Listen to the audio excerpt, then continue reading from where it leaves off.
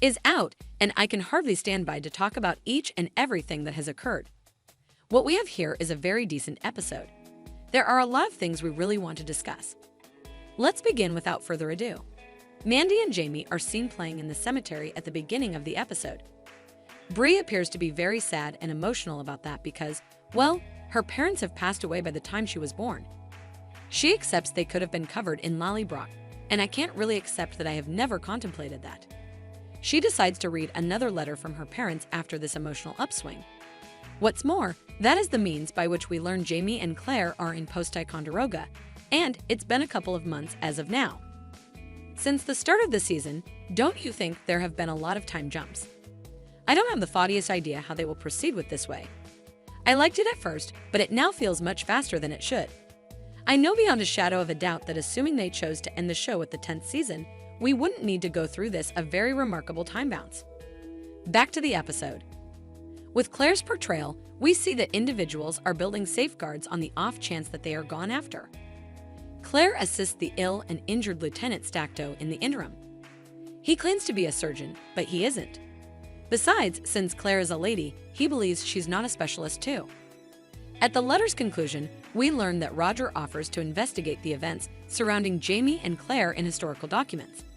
However, Bree declines and suggests that perhaps it would be better if they did not know the truth. I, for one, would wrap up perusing every one of the letters and the set of experiences books. I simply cannot comprehend Bree's refusal to participate.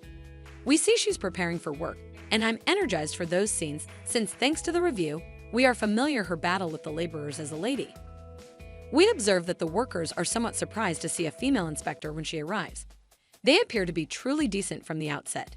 Yet they secure her in some dim spot, and it simply helps me to remember secondary school menaces. I rolled my eyes so hard that it hurt. However, they provided her with a flashlight. Isn't that not so bad?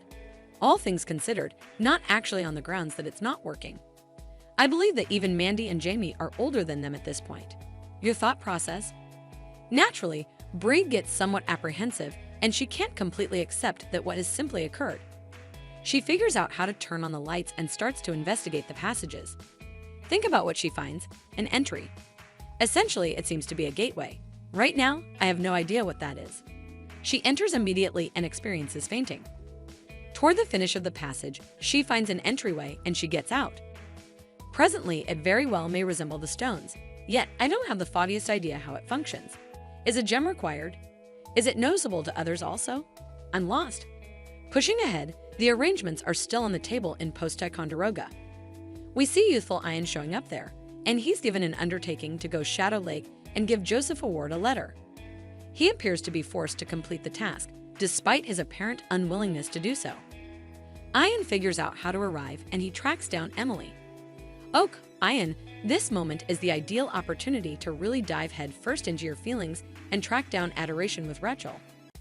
I am eagerly anticipating their scenes together. I feel like I should also talk about William, Rachel, and Denzel at this point. When they met Mr. Johnson, they were on their way. He appears to be a decent fellow, and he says that they are on some unacceptable way. Since it will be dim soon, he offers them a supper and a spot to rest. I can say that until they decided to kill William and the Hunter children, Mr. and Mrs. Johnson appeared to be very kind and generous. William wakes up, which is good news because he saves Hunter's siblings and himself. We discover that they were butchering individuals like that to loot them. Presently, I wonder, after that large number of thefts, for what reason did they actually eat rodents? I felt truly debilitated watching them eating it. Since William has never killed anyone before, the recent incident seems to have shaken him. Indeed, William, you were the person who was anxious to battle. What might occur in the war zone? Now that we see the Hunter siblings present, it is time to return to the fort. Claire at long last meets Denzel Tracker.